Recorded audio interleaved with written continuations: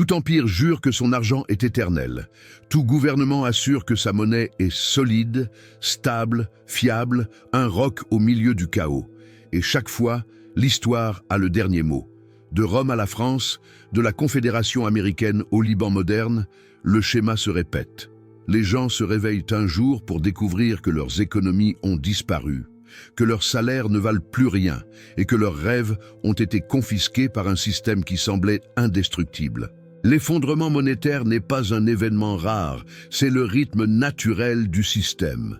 Les monnaies ne s'effondrent pas par accident. Elles pourrissent lentement, rongées par la cupidité et l'illusion de permanence. La vraie erreur humaine est de croire que l'argent est solide, alors qu'il est fait de quelque chose de volatile. La confiance. Et la confiance, comme un château de sable, peut disparaître du jour au lendemain. Nous regardons notre solde bancaire et nous pensons « je suis en sécurité ». Mais la banque n'est pas un coffre, c'est une promesse. Et dans l'histoire, les promesses sont les premières à brûler quand le feu de la crise commence. L'argent, après tout, n'est qu'un langage de foi, et toute foi a ses limites. L'histoire est brutale, précisément parce qu'elle est honnête. Elle n'épargne pas les naïfs, mais récompense ceux qui doutent. Chaque effondrement laisse des traces, des monnaies dévaluées, des banques en faillite, des gouvernements désespérés. Et au milieu de tout cela, des survivants qui ont compris le jeu trop tôt. Ils n'ont pas cru les discours, ils ont cru la réalité.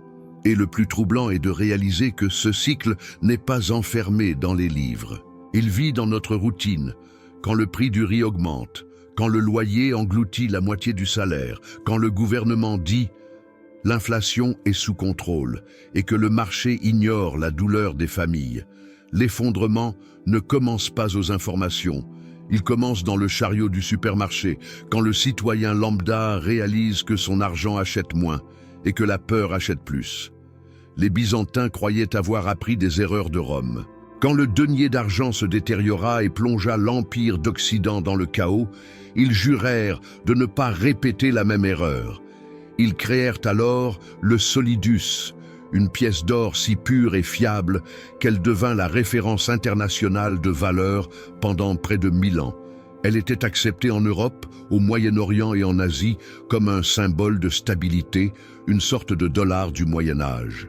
Mais le temps et le pouvoir corrompent même l'or. Des siècles plus tard, les empereurs commencèrent à diluer la pureté de la monnaie. Un peu de cuivre ici, une goutte d'argent là, rien que personne ne remarque au début. Les gens continuaient d'accepter les solidies avec confiance, croyant que l'éclat doré signifiait toujours de la valeur, jusqu'à ce que, silencieusement, la confiance se fissure. L'or qui soutenait le commerce du monde méditerranéen devint une fiction. Et quand la monnaie perdit sa crédibilité, l'empire perdit ses fondations. Cette histoire pourrait sembler lointaine, mais il suffit de regarder autour de nous. Aujourd'hui, quand les gouvernements impriment de l'argent sans garantie, quand les banques centrales créent des milliers de milliards d'un clic, qu'est-ce qui change vraiment? La couleur de la monnaie? Le métal? Non, seulement le déguisement du mensonge. Comme les Byzantins, nous croyons que cette fois sera différente, que la technologie, les algorithmes et les promesses politiques empêcheront l'effondrement. Mais les mathématiques sont implacables. Une confiance diluée, c'est une valeur évaporée. Les Byzantins qui survécurent ne furent pas ceux qui crurent jusqu'au bout, mais ceux qui doutèrent les premiers. Des marchands et des familles qui discrètement accumulèrent de l'or physique, des terres productives et des biens tangibles. Tandis que l'Empire sombrait dans les décrets et les illusions, ces quelques-uns conservaient ce que le gouvernement ne pouvait pas falsifier, le réel. Et l'histoire prouva une fois de plus que la vraie richesse n'est pas ce que le système te permet d'avoir, c'est ce qu'il ne peut pas te prendre. Pensez aux citoyens modernes. Il fait confiance à des relevés numériques, à des applications garanties par le système financier, à des promesses de stabilité émises par les mêmes institutions qui profitent de son ignorance. Mais quand la confiance se brise, la banque ne vous appelle pas pour vous prévenir. Elle ferme ses portes. Comme dans l'Empire byzantin, la destruction commence quand l'État s'habitue à voler des centimes invisibles dans chaque poche. Et le peuple, par peur ou par confort, appelle cela normalité économique. Au milieu du XIVe siècle, l'Europe fut engloutie par quelque chose que ni les rois, ni les papes, ni les armées ne purent de contenir: la peste noire. Entre les années 1347 et 1351, la moitié de la population européenne disparut. Des villes vides, des villages abandonnés, des familles entières effacées du jour au lendemain. La scène était d'horreur, mais sous la tragédie, l'histoire cachait un mécanisme économique brutal et révélateur. Avec la mort de la moitié de la main-d'œuvre, ce qui était rare auparavant, le travail humain devint de l'or pur. Les survivants purent exiger des salaires plus élevés.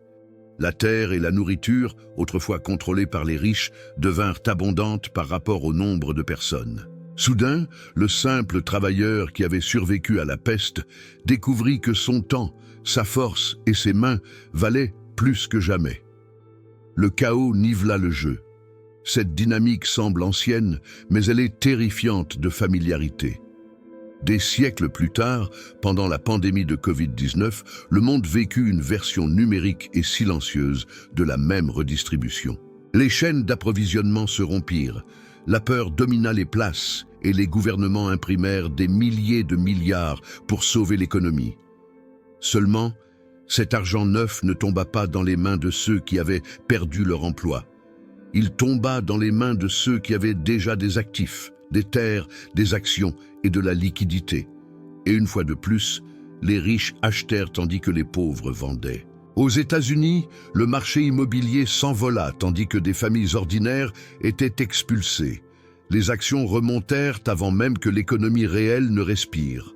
Le même scénario médiéval, mais avec de nouveaux costumes, des banques centrales à la place des rois, des investisseurs à la place des nobles et des travailleurs remplacés par des chiffres dans une feuille de calcul. L'histoire rime parce que l'être humain répète la cupidité, mais avec plus d'élégance technologique. La leçon est simple et cruelle. Les crises ne créent pas l'inégalité, elles la révèlent et l'amplifient. Celui qui a de la liquidité achète le désespoir des autres. Celui qui a des réserves transforme la tragédie en opportunité. Et celui qui vit de salaire en salaire découvre que la stabilité n'était qu'une illusion de calendrier. Quand la tempête arrive, l'abri n'est pas l'État, c'est ce que vous avez construit avant la pluie. Dans les années 1340, Florence était le cœur financier de l'Europe. Des familles bancaires, comme les Bardi et les Peruzzi, prêtèrent des fortunes au roi, en particulier à Édouard Ier d'Angleterre, jusqu'au jour où le roi ne remboursa simplement pas. Le résultat fut immédiat, les banques s'effondrèrent, le commerce s'arrêta et la ville, autrefois fière et riche, sombra dans le chaos. La leçon résonne à travers les siècles. La taille n'est pas synonyme de sécurité. La réputation ne paie pas les factures quand la confiance s'évapore. Ce mythe, trop gros pour faire faillite, le conte de fées préféré des institutions, réapparut en 2008 avec l'effondrement de Lehman Brothers et dans les faillites de banques régionales ces dernières années. Il y a toujours une étiquette élégante pour le désastre: restructuration, intervention, gestion de liquidité. En pratique, ce qui se passe est simple.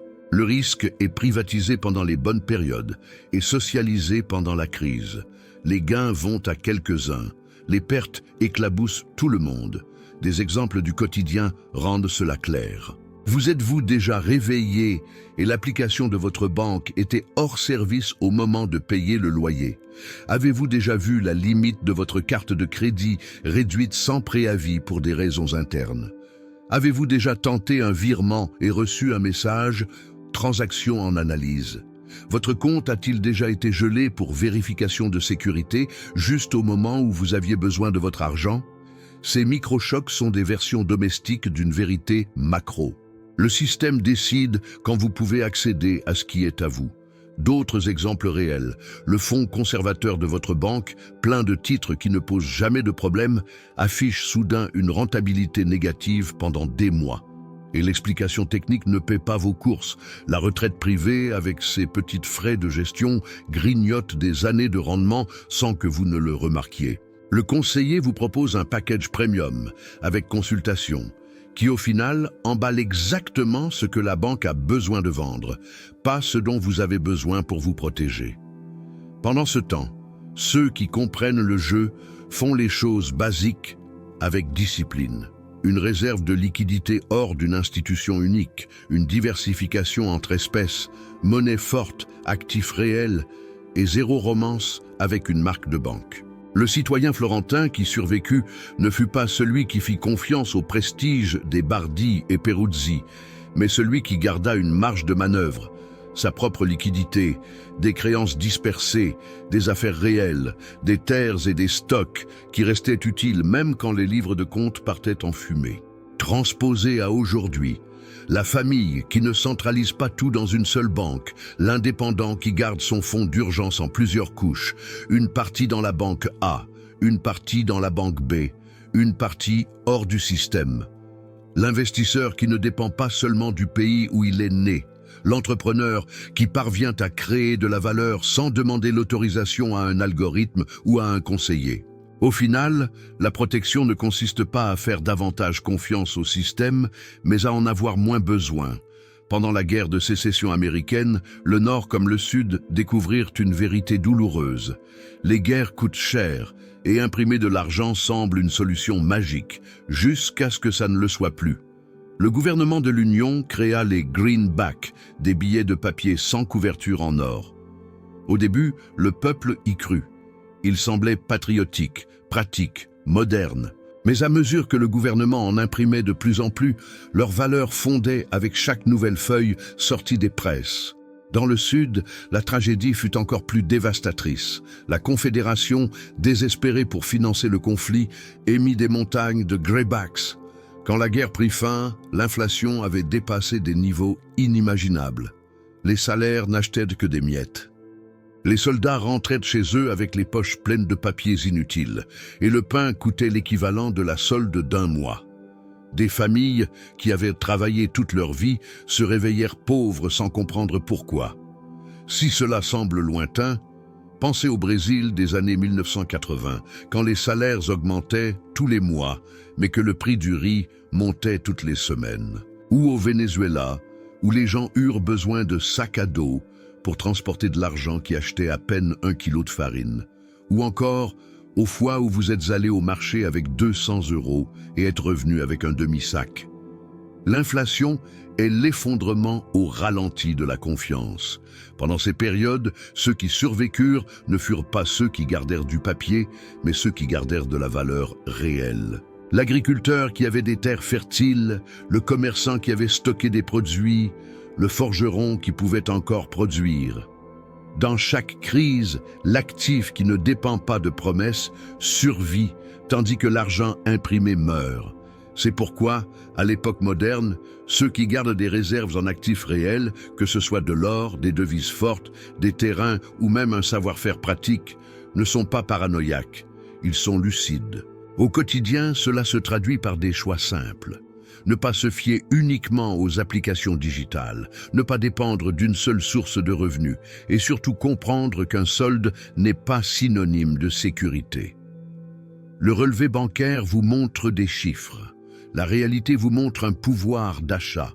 Et quand ces deux-là divorcent, c'est le signe que le système sourit, mais qu'il saigne déjà de l'intérieur.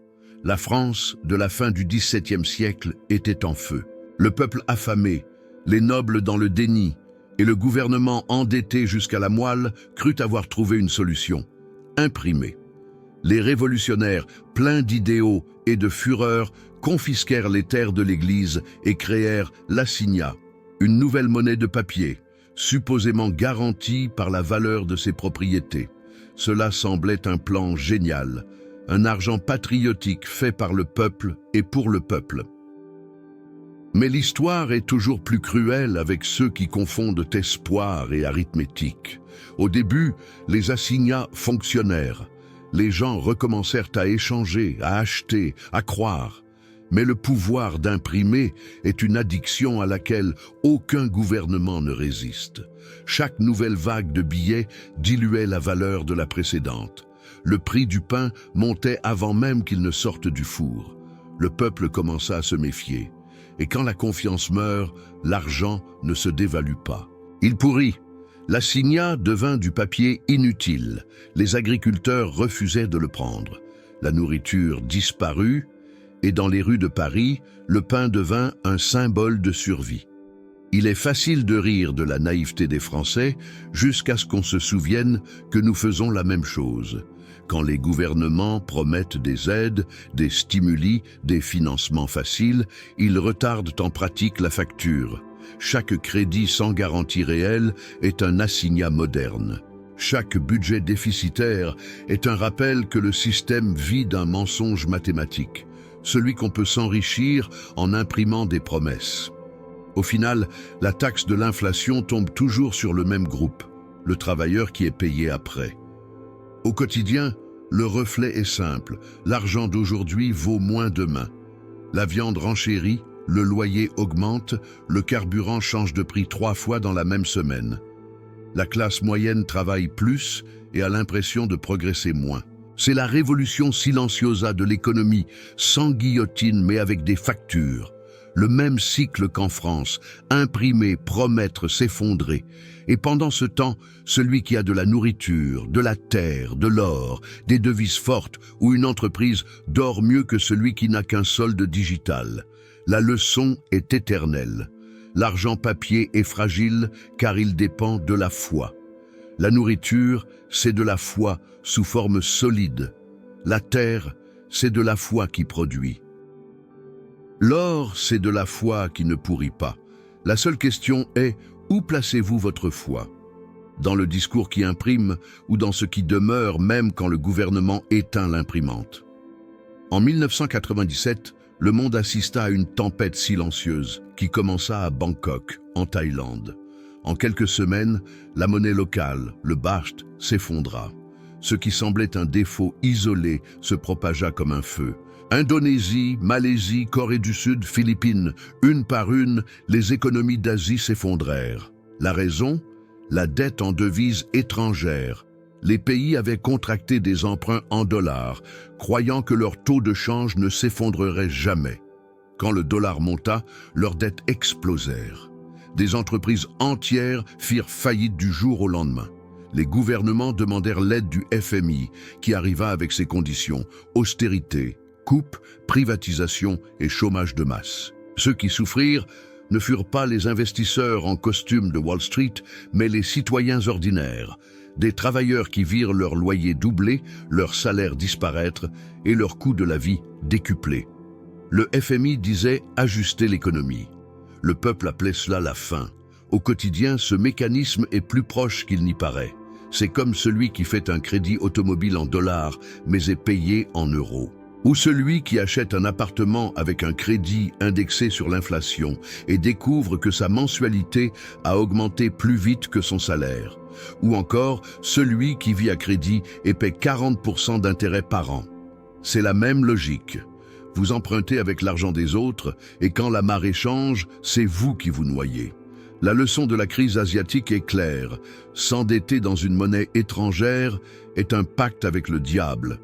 Quand le monde change, vous en payez le prix. Et le piège moderne est encore plus sophistiqué, car nous n'avons plus besoin de dollars physiques. Il suffit de contrats, de fonds, de dérivés et de titres qui masquent le même poison. Le Brésilien qui achète des actions américaines sans comprendre le change, l'Argentin qui garde son épargne en pesos, le Libanais qui fait confiance à sa propre banque, tous sont pris dans la même croyance, celle que le système global est stable, mais la stabilité est un tour d'illusion. Ce que les Asiatiques apprirent en 1997 est ce que le monde feint encore d'ignorer. Celui qui doit dans la monnaie des autres vit à genoux. Quand la tempête arrive, ce n'est pas le créancier qui se noie, c'est le débiteur qui perd son souffle. Et à la fin, l'argent change de main de ceux qui ont cru vers ceux qui ont attendu. Entre 2019 et 2021, le Liban a vécu un cauchemar qui semblait impossible dans le monde moderne. Un jour ordinaire, des citoyens se rendirent à la banque et trouvèrent les portes verrouillées. Sans avertissement, sans explication, sans espoir. Les banques avaient simplement gelé les dépôts. Les gens ne pouvaient plus retirer, transférer, ni accéder à leur propre argent. Les économies de toute une vie étaient devenues les otages d'une institution qui, la veille encore, prêchait la sécurité financière. La monnaie libanaise perdit plus de 90% de sa valeur en un peu plus d'un an. Retraités, médecins, ingénieurs, tous furent mis à égalité par la faillite du système. Ceux qui gardaient leur argent à la banque découvrirent que la banque n'avait jamais été un coffre. C'était un prêt déguisé et l'emprunteur avait décidé de ne pas rembourser. La classe moyenne devint pauvre du jour au lendemain. Des familles entières suppliaient pour retirer non pas des prêts, mais leur propre argent. Si cela semble lointain, regardez de plus près. Au Brésil, des rapports font état de courtiers gelant temporairement les rachats. Sur de grandes plateformes d'investissement, des fonds bloquent les retraits en période de volatilité. Des banques digitales limitent les transferts pour des raisons de sécurité.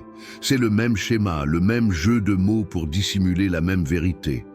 Quand le système a peur, il se protège de vous, pas pour vous. La pandémie de 2020 a montré comment cela se produit de façon subtile. Les gouvernements ont décrété des confinements, les banques ont restreint le crédit, et pendant que la classe ouvrière attendait de l'aide, le sommet de la pyramide accumulait des actifs. Ce qui fut au Liban un effondrement explicite est devenu dans le reste du monde un effondrement déguisé, une lente érosion de l'autonomie. Vous avez toujours accès à votre argent, mais vous ne contrôlez pas sa valeur, ni quand vous pouvez l'utiliser. Les Libanais qui s'en sont le mieux sortis n'étaient peut-être pas les plus riches, mais les plus méfiants. Ceux qui avaient de l'or physique, des devises étrangères, des terres ou du capital à l'étranger. Des gens qui avaient compris que la sécurité bancaire est une fiction pratique. L'effondrement du Liban est le miroir de l'avenir. Il montre ce qui arrive quand un peuple confond commodité et contrôle. Et le pire, c'est qu'aucun gouvernement ne vous prévient quand le gel commence. Parce que quand vous vous en rendez compte, il est déjà trop tard. Le plus terrifiant dans l'histoire n'est pas le passé, c'est de réaliser qu'elle est encore en train de se produire.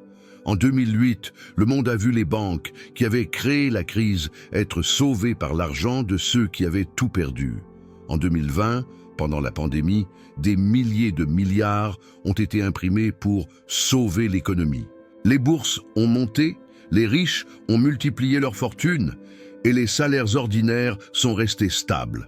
Et tout le monde a trouvé cela normal. Aux États-Unis, des banques régionales ont fait faillite presque du jour au lendemain en 2023.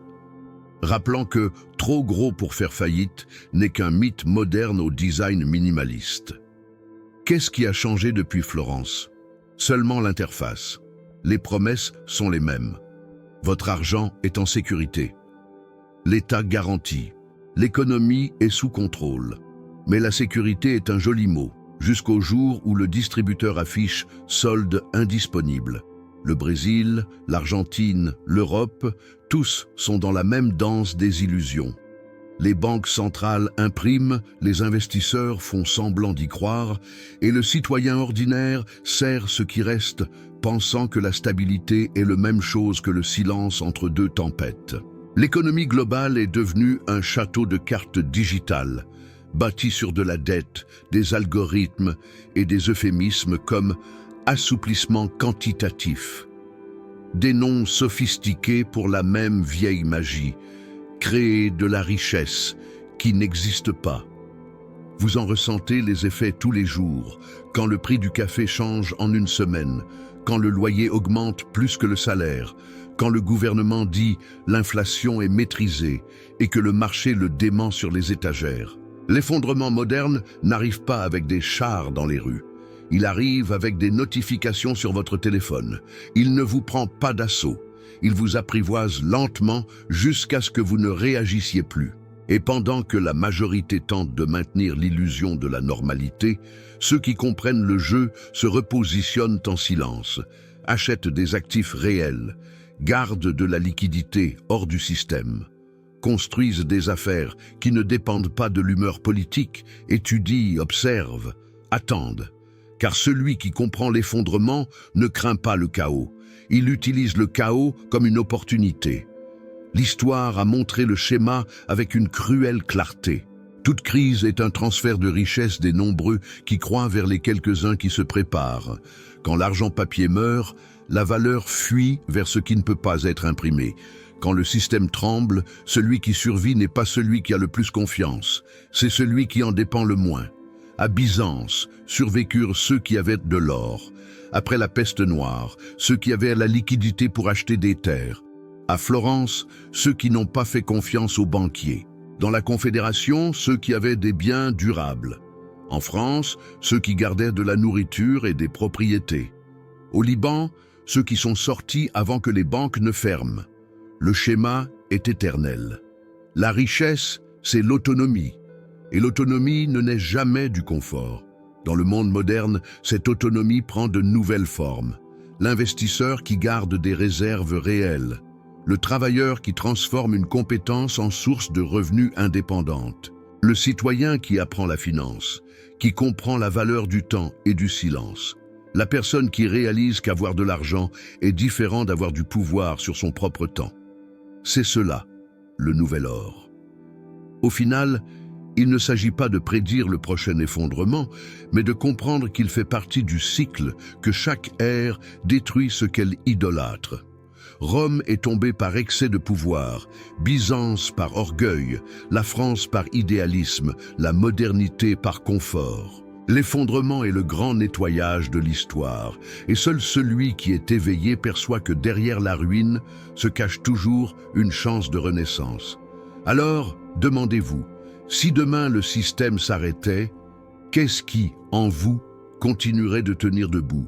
Votre solde bancaire, votre profession ou votre capacité à créer, échanger, produire, survivre? La vraie valeur n'a jamais été dans le papier. Elle a toujours été dans ce que personne ne peut dévaluer, votre connaissance, votre temps et votre lucidité.